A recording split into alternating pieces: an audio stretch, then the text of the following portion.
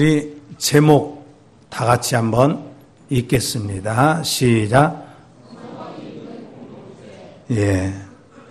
우리 전주와 함께하는 교회가 소망이 있는 공동체가 되기를 주의 이름으로 축원합니다. 예. 교회의 역사를 시대별로 표현하는 말들이 있어요.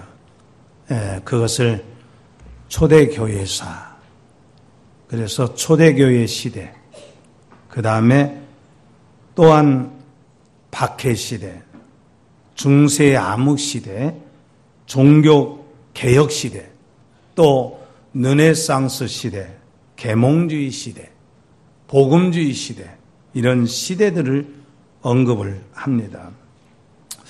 그것뿐만 아니라 우리나라의 현대사를 보더라도 유신시대, 신군부시대, 386 시대, 이런 그 시대에 대해서 말들이 있어요. 특히 역사가들은 중세를 가리켜서 1천년 동안 목욕하지 않는 시대였다, 이렇게 지적을 합니다. 그러니까 시대를 대표하는 이런 말들 속에는 절망적인 표현도 있고 소망적인 표현도 있어요. 그러나 시대의 절망과 소망이라고 하는 것은 운명적으로 결정되어지는 것이 아닙니다. 그 시대에 참여한 그 사람들의 신앙과 사상과 아주 밀접한 관계가 있습니다. 그 말을 보면 그 시대가 어떠했는가, 이걸 알 수가 있어요.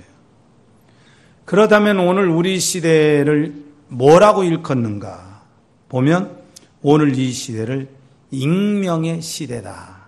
그러니까 소위 자기 이름을, 자기 정체를 숨기면서 활동하는 시대예요.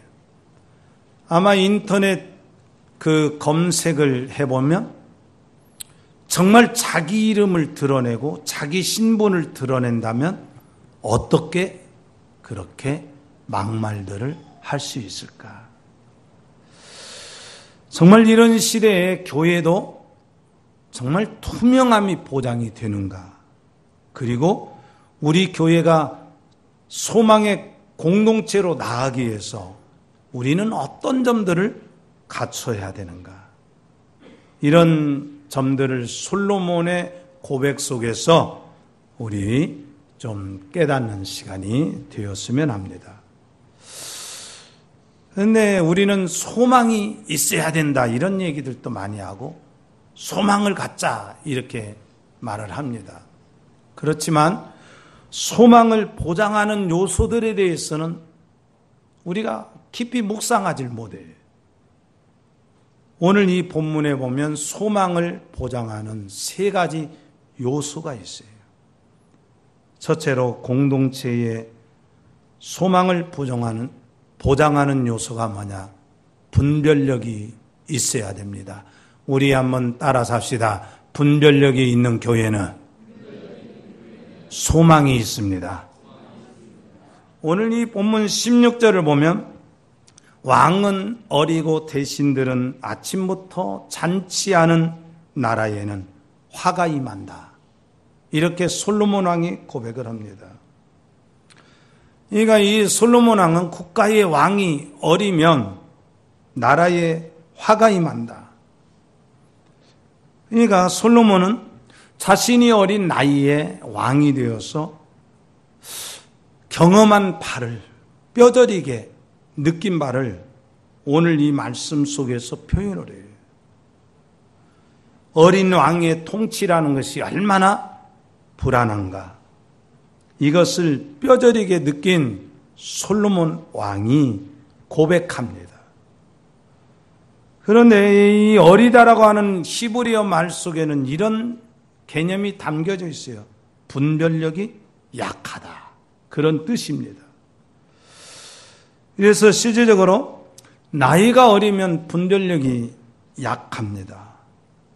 왕이 나이가 어려서 분별력이 약하면 충신들은 사라지고 간신들이 이제 등장을 해요.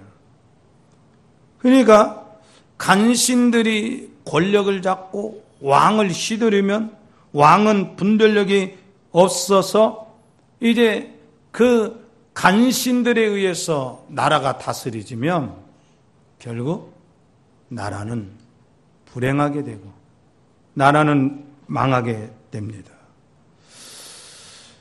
교회도 마찬가지입니다.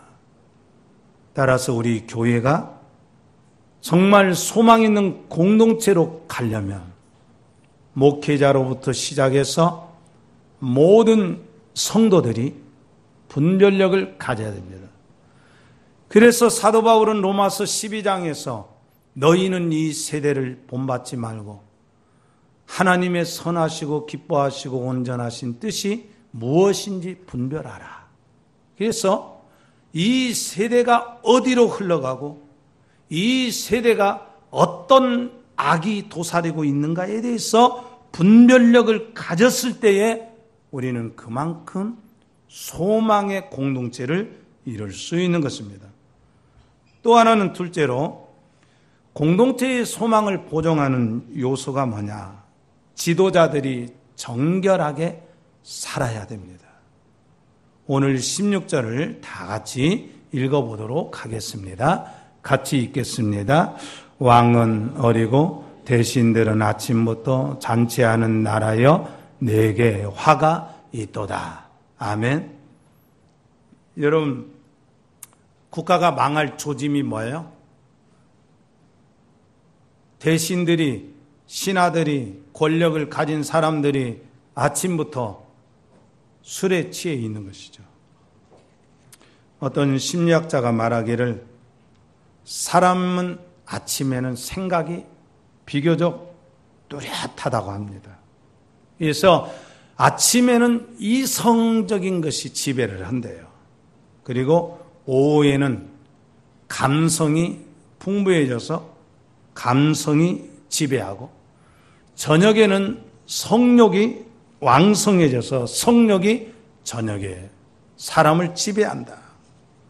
아침은 그만큼 정신이 맑고 그 다음에 정상적인 생각을 하기 때문에 아침에 어떤 일을 계획하고 하루를 어떻게 보내야 할 것인가를 생각하는 거, 이게 정상적입니다. 그런데 화가 미칠 공동체는 뭐냐? 아침부터 먹고 마시고 쾌락을 즐겨요. 우리나라의 역사적인 사건에서 수없이 보는데 그 중에서 백제가 왜 망했어요? 백제가 왜 망했어요? 삼천 궁녀를 두고 아침마다 이제 신라의 그 침략에 대해서 정말 생각지 못하고 대비하지 않고 그렇게 참 술에 취한 세월이죠. 왜 고려가 망했는가? 그러니까 역사가들은 고려 말기를 이렇게 말해요. 국지불국이다. 나라 이로되 나라가 아니다 이렇게 말해요. 그런데 이 고려 제31대 공민왕은 정말 참 신실한 왕이었어요. 나라가 망해가고 왕조가 망해가는 이 왕조를 재건하기 위해서 안간힘을 써요. 그런데 간신배들에 의해서 그 왕권이 유린을 당해요. 그래서 탐관오리들로 둘러싸여진 공민왕이 뜻을 이루지 못한 채 비운에 생을 마감해요. 그리고 얼마 안 가서 고려 왕조가 멸망을 합니다. 그러니까 솔로몬 왕은 일반의 나라나 그 다음에 이스라엘 나라나 정말 대신들이 어떻게 깨어 있어야 되는가, 여기에 정말 마음을 써야 되는데 이제 오늘날의 총리국과 같은 그런 권력을 가진 청와대 고위직들이 이제 신실한 마음으로 대통령을 보좌하는 것이 아니라 정말 바른 정책을 세우고 집행하는 일에 마음을 쓰지 않고 아침부터 쾌락에 즐기고 먹고 마시는 데만 마음을 쏟아버리면 결국 국가는 망하게 된다. 교회도 마찬가지예요. 그래서 교회의 지도자들과 성도들이 교회를 바르게 섬기고 헌신하는 일에 마음을 하나로 모으면 그 교회는 소망이 있어요. 셋째로 소망이 있는 공동체는 뭐냐? 먹는 목적이 신실합니다. 그러니까 솔로몬 왕은 먹는 것 자체가 악이 아니다 이렇게 언급을 합니다. 거기 17절 말씀 우리 다 같이 읽도록 합니다. 왕은 귀족들의 아들이요 대신들은 취하지 아니하고 기력을 보호하려고 정한 때에 먹는 나라에 내게 복이 있도다. 아멘. 그러니까 어떤 사람이 어떤 목적을 갖고 먹느냐, 이게 복이 있느냐 아니면 망할 징조냐, 이렇게 솔로몬 왕은 말하고 있어요. 마땅한 때에 먹는 거, 이게 얼마나 지혜롭냐 이거예요. 그 다음에 아무 때나 먹지 않는 거, 이게 경건에서 온다는 것이에요. 당시 말씀의 시대적 배경은 대부분 대신들은 뭐 했느냐? 아침에는 백성들의 억울함을 풀어주는 재판을 주로 했어요. 그래서 재판을 하려면 먼저 재판을 하는 이 재판관들이 정신이 올바르고 사리 분별이 분명해서 억울한 재판을 하지 않아야 나라가 힘이 생깁니다. 그러니까 이런 거예요. 우리 한번 따라서 합시다. 억울한 자가 많이 생기면 국력이 약해집니다. 그게 당연하게 돼 있어요. 여기저기에서 참으로 억울하다, 분통하다, 분통이 터진다. 그래서 아침부터 이제 복된 나라는 관리들이 이런 일들에 충성을 다해요. 그래서 지혜로운 신하는 마땅한 때에 먹을 줄 압니다. 왕과 대신들과 백성들은 서로의 각각의 의무가 있잖아요. 그런데 그 의무를 서로의 위치에서, 각각의 위치에서 그 의무를 잘 수행하며 공동체가 살아납니다. 마찬가지입니다. 솔로몬 왕은 항상 그 마음이 하나님 나라에 있어요. 이스라엘이라는 이 나라가 단순한 육신적인 나라가 아니라 하나님의 영광을 위해서 존립한다는 것을 알고 왕들이 어떻게 해야 되고 정말 지도자들이 어떻게 깨어 있어야 되는가를 이 솔로몬 왕은 구구절절히 다 고백을 합니다. 마찬가지로 교회가 튼튼한 교회가 되려면 자기에게 주어진 사명에 대해서, 임무에 대해서 충실해야 됩니다. 우리가 신앙생활하는데 이 처음에 교회에 나온 분들, 이런 분들은요, 우리가 사실 탓할 수가 없어요. 왜? 아직 기본이 안 되어 있기 때문에. 그러면 처음에 교회에 나온 사람들은 마치 갓 태어난 어린애와 같아, 영적인 상태가. 그러면 그 사람은 뭐 해야 되냐?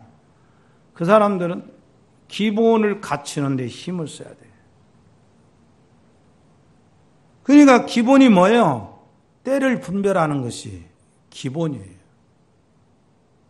그래서 실질적으로 정말 사람이 건강하다는 것은 때를 분별하고, 그래서 사람들이, 어른들이 그러잖아요. 저거 철들라면 멀었다 할 때 진짜 철이 뭐냐면 계절이랍니다. 계절. 철이 뭐예요? 계절을 분별할 줄 아는 것. 그게 철이라는 거예요. 신실한 신자는 빈둥거리지 않고 건강이 보장되는 한 최선을 다해서 자기 의무를 다해요. 그래서 데살로니가후서 3장 10절을 보면 우리가 너희와 함께 있을 때에도 너희에게 명령하기를 누구든지 일하기 싫어하거든 먹지도 말게 하라. 이게 복음입니다. 그러니까 일할 목적으로 먹는 것, 자기 의무를 위해서 먹는 것은 이건 참 복된 것이다. 그러니까 먹어도 두 가지 종류가 있어요. 타락하고 죄짓기 위해서 먹는. 그런데 그것이 아니라 건강해서 정말 영적인 열매를 맺고 복음을 전하고 신실하게 살기 위해서 먹는 사람은 그 먹는 것 자체가 복이 있어요. 여러분들이 하루 세끼 삼시세때 식사를 하는 그 식사가 참으로 하나님이 복 주시는 그런 식사가 되기를 주의 이름으로 축원합니다. 또 하나의 복된 공동체는 뭐냐? 공동체의 일원들이 전체 게으르지 않아요. 솔로몬은 수많은 사람들이 왜 불행하게 사는가를 보았어요. 사람이 불행하게 되는 원인 중에 하나가 뭐냐? 게으름이라는 거예요. 그래서 오늘 이 본문 18절을 보면 우리 한번 18절을 같이 읽도록 합니다. 게으른 석가래가 내려앉고 손을 놓은 집이 새느니라. 아멘. 여러분 봐요. 왕이 게으르고 또 백성들이 게으르면 희망이 없어요. 요즘 들판을 보면 논의 주인이 부지런한 사람인가 아닌가 이걸 알 수가 있어요. 부지런한 사람의 논에는 잡초가 보이지 않아요. 피가 보이지 않아요. 벼만 아주 충실하게 넘실거려요. 반면에 게으른 사람의 논에는 벼가 절반, 피가 절반. 집도 마찬가지예요. 옛날이나 우리나라 옛날에도 그랬고 이 이스라엘 나라도 해년마다 뭐 하는니까 초겨울에 지붕을 갈아주잖아요. 이냐 게을러가지고 이왕 늦은 거 봄에 해야 되겠다. 그리고 봄이 닥치면 이왕 늦은 거 올해는 생략하자. 이렇게 해다가 몇 해를 미루다 보면 석가래가 썩어서 내려앉아요. 실제적으로 옛날 시골에 그런 사람들이 있었어요. 초가지붕이 있을 때. 정말 게으르고. 그러니까 똑같은 건물도 부지런한 사람이 살면 새 집처럼 삽니다. 우리 교회당 다른 분들이 오면 작년에 지었냐고 그래요. 오는 사람마다 그렇게 물어봐. 작년에 건축했냐고. 여러분 교회당 얼마나 정말 잘 건축했어요. 건축을 잘했으면 또 관리도 잘해야 됩니다. 우리 성도들이 정말 이런 그 교회당을 관리하는 걸 보면 제가 늘 고마움을 느껴요. 이야, 혼자서 와서 청소도 하고 또 몇 명씩 와서 청소도 하고 한 주도 걸르지 않고 깨끗하게 청소를 합니다. 그런데 이것이 마치 집이라고 하는 이 집만 그런 것이 아니라 이 부지런함이라는 것은 영적인 부지런함도 이야기한단 말이에요. 목회자가 게으르면 교인들이 영적으로 굶어 죽어요. 목회자가 게으르냐 부지런하냐 이건 말씀을 준비하는 일에서 판가름 납니다. 그래서 사도행전 6장에 사도들이 뭐라고 말했어요? 우리는 우리의 본연으로 돌아가겠다. 기도하는 일과 말씀 증거하는 일에 우리는 돌아가겠다. 그래서 목회자가 진리의 생명을 걸고 진리를 가르치는 일에 부지런해야 교회의 영적 석가래가 내려앉지 않아요. 교인들도 부지런해야 돼요. 말씀을 읽는 자가 복이 있다 하신 말씀.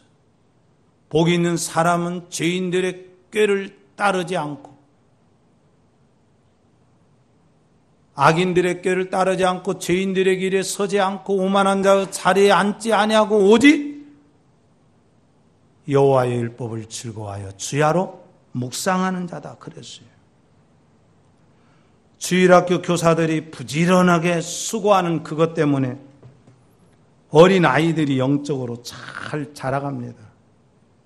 참 우리 주일학교 학생들이 참 교리를 잘 이렇게 배우는 거 전국적으로 소문이 나가지고 어떻게 주일학생들을 그렇게 교리로 가르칩니까?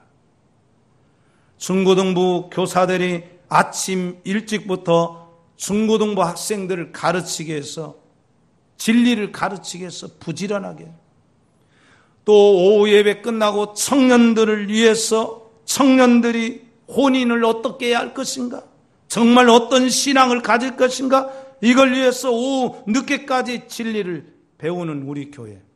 저는 이런 우리 교회가 소망이 있다고 확신합니다. 그러니까 게으름 때문에 경건에 힘쓰지 않고 경건의 실천을 하지 않고 한 주간 한 주간 흘려보내는 동안에 영혼이 피폐해진다는 거예요. 그래서 잠언 전도서 24장 33절로 34절에 이런 말씀이 있어요. 내가 좀 더 자자, 좀 더 졸자, 손을 모으고 좀 더 누워있자 하니 빈궁이 강도같이 오며 내 군핍이 군사같이 이른다. 여러분, 우리 한번 따라 삽시다. 게으르면 가난함이 군사같이 옵니다. 가난함이 이제 군사같이 와요. 그래서 잠언 19장 15절을 보면 게으른 사람으로 깊이 잠들게 하나니 게으른 사람은 줄일 것이라 그랬어요. 그래서 게으른 사람의 특징이 뭐예요? 시간 낭비 잘하고 돈 낭비 잘하죠.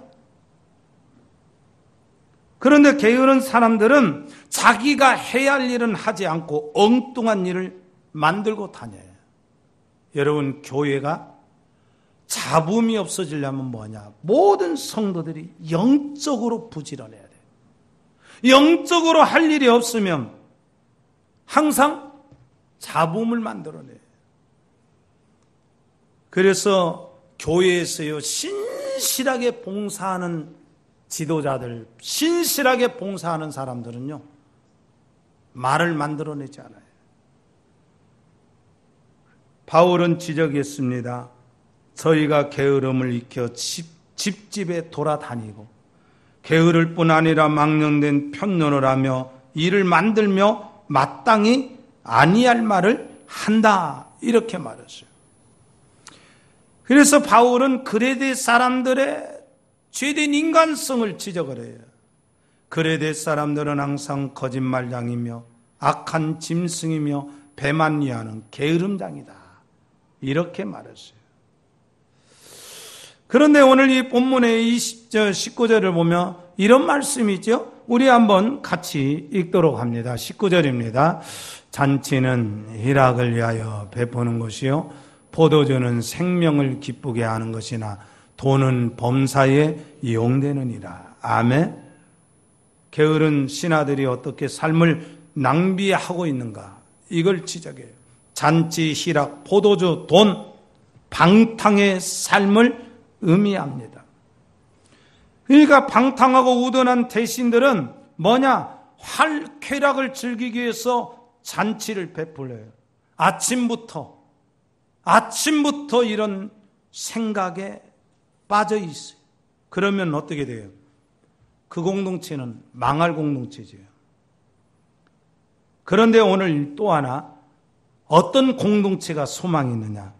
따라 삽시다. 다른 사람을 저주하지 않는 공동체.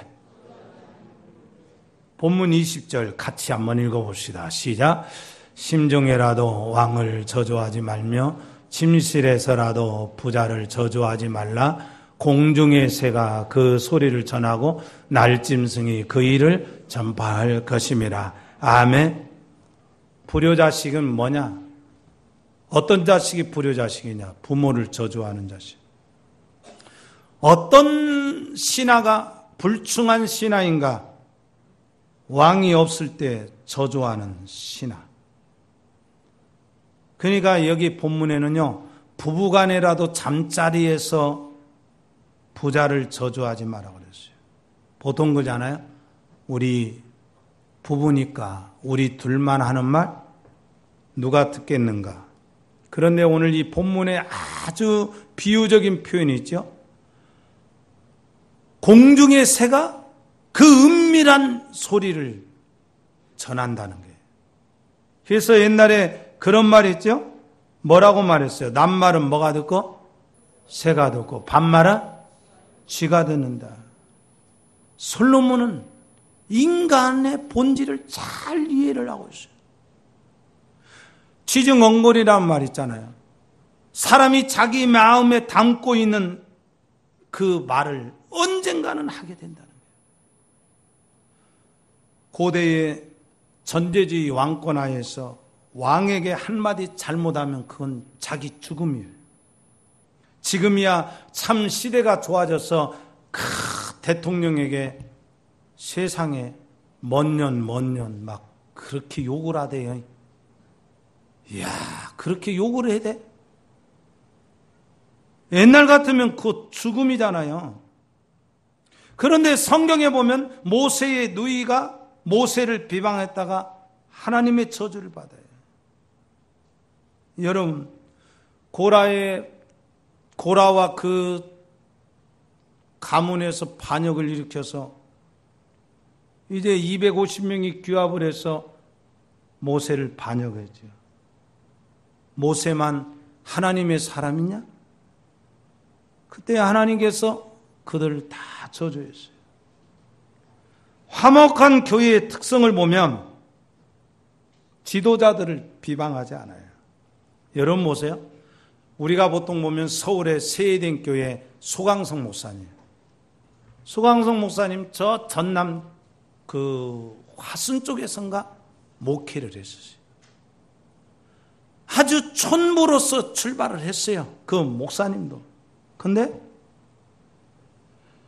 세eden 교회가 그렇게 이루어지기까지는 소강성 목사님이 의외로 털털하고 뭐 적연면들이 많아요.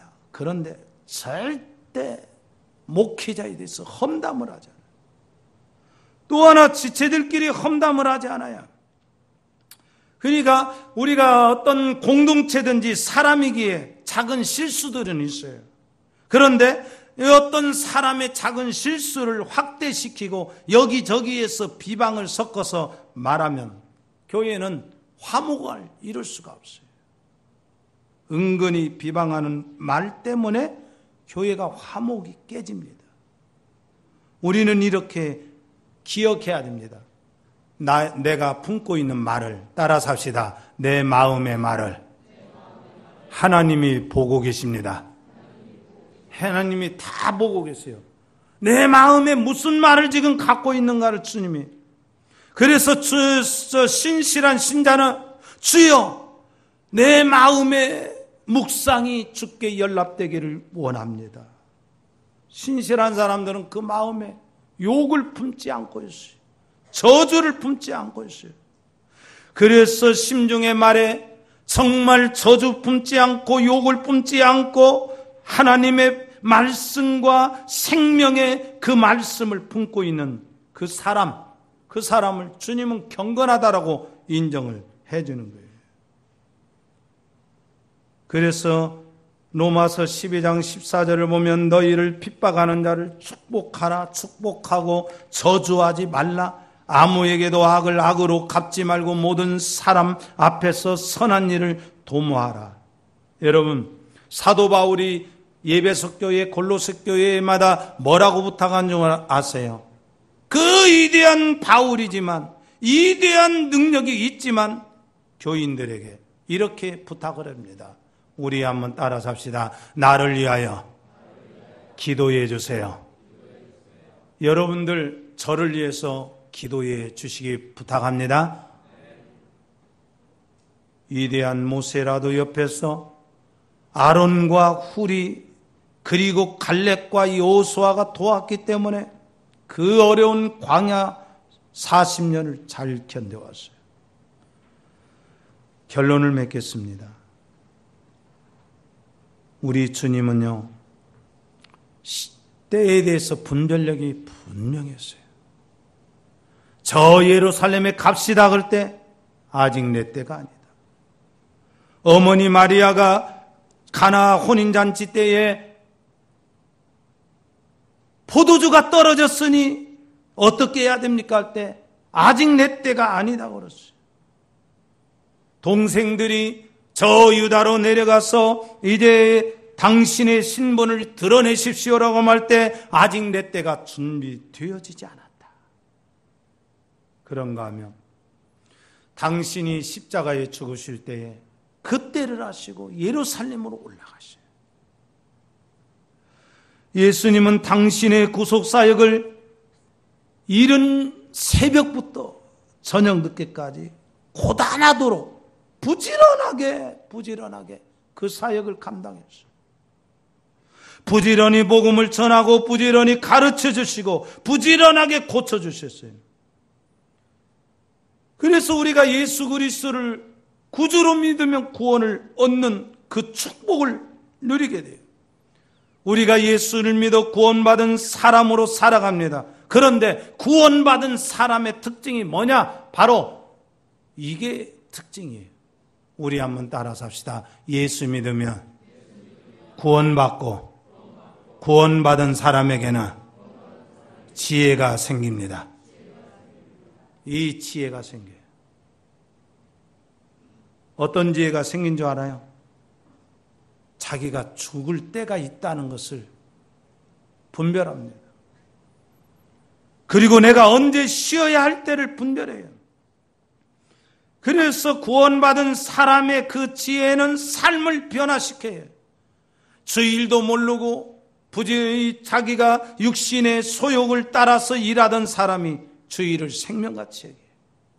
그게 예수 그리스도의 십자가의 은혜를 통해서 이렇게 분별력이 생기는 거예요. 사랑하는 성도들이여, 여러분들이 영적인 일에 부지런하기를 주의 이름으로 부탁합니다. 각자에게 주신 하나님의 은사를 낭비하지 않기를 부탁합니다. 각자의 이치에서 헌신하는 그런 성도들이 있을 때 교회에는 소망이 있습니다. 사랑하는 성도들의 삶에 예수 그리스도의 십자가의 구원과 부활의 소망이 함께 넘치기를 주의 이름으로 축원합니다. 아멘. 기도드리겠습니다. 하나님 아버지, 오늘 우리에게 주신 말씀을 되돌아봅니다. 지난날에 묵상했던 말씀을 다시 우리가 되새겨보고 오늘 우리에게 주신 그 말씀을 생명처럼 여길 때 우리 하나님께서 함께해 주실 줄 믿습니다. 우리 하나님께서 우리 성도들 사랑해 주시고 진리의 말씀으로